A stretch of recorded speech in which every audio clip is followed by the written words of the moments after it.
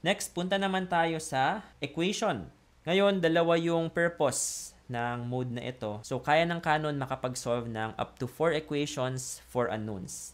Try natin yung 2. Yan, let's say, magbigay lang tayo ng standard na linear equation. Let's say, 2x plus 5y is equal to 9. Tapos naman, negative 5x plus y is equal to negative 7. Yan. Input nyo lang yung coefficients nyo sa matrix na ito and it should give you the answer sa both x and y. So, ito yung value ng x, ito yung value ng y. Yun yun. At kayang gawin ng calculator ito up to 4 equations. Now, isa pang gamit ng equation mode is ito.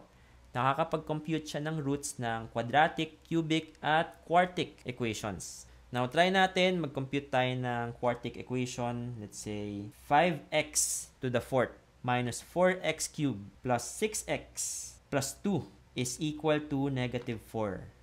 Yan. Tingnan natin kung may roots na lalabas. Ito yung root natin for x1. Ito yung root natin for x2. And as you can see, ayun, nakakapag-solve din siya kahit imaginary yung inyong roots. Dito nga lang, very inconvenient yung pagka-present niya sa ating sagot kasi naka-polar form. Siguro kailangan nating ibalik sa rectangular form yung ating sagot. Yan. Such that naka-rectangular form din yung sagot natin sa systems of equations. So, ito yung 4 na roots ng ating quartic equation. So, yun yung gamit ng equation mode ng ating calculator. Punta naman tayo sa table.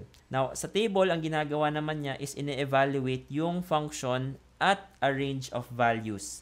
So, let's say gusto natin i-plot yung function y equals x squared. Meron tayong start value. So, let's say gusto natin mag-start sa 1, gusto natin matapos sa 10.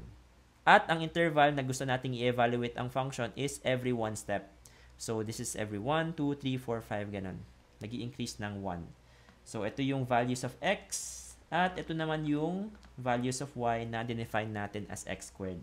So, ini-square lang niya. So, 2 squared equals 4, 3 squared equals 9.